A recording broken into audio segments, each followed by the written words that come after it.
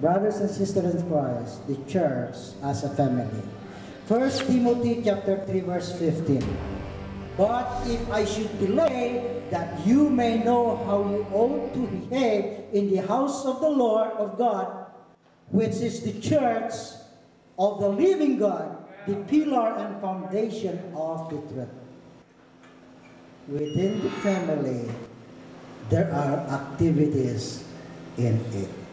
When Apostle Paul wrote an advice, pieces of advice to Timothy, how he's going to deal with church members, he said, do not sharply rebuke an elder.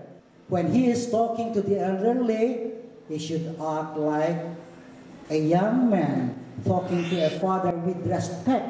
Likewise, to a younger one, older women as mothers, the younger and sisters in all purity. This is how it is. The members becomes like fathers, mothers, brothers, and sisters. Now, are you a member of the body of Christ?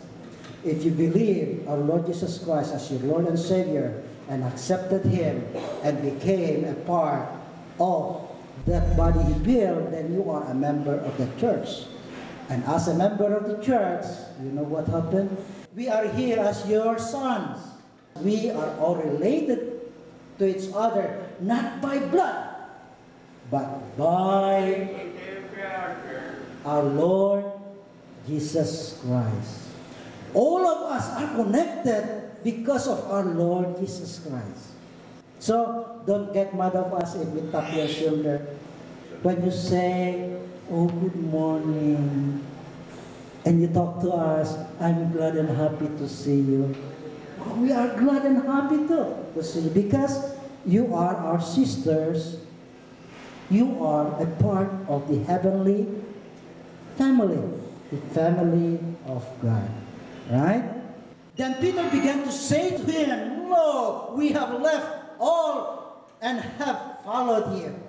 And Jesus answered and said, truly I say to you, there is no man that has left house or brothers or sisters or father or mother or wife or children or lands for my sake and the gospel's sake.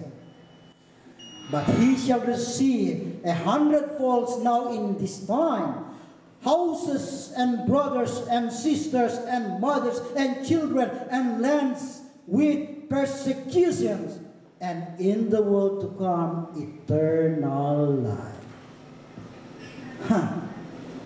And then he talked to them, you know what? You have left everything.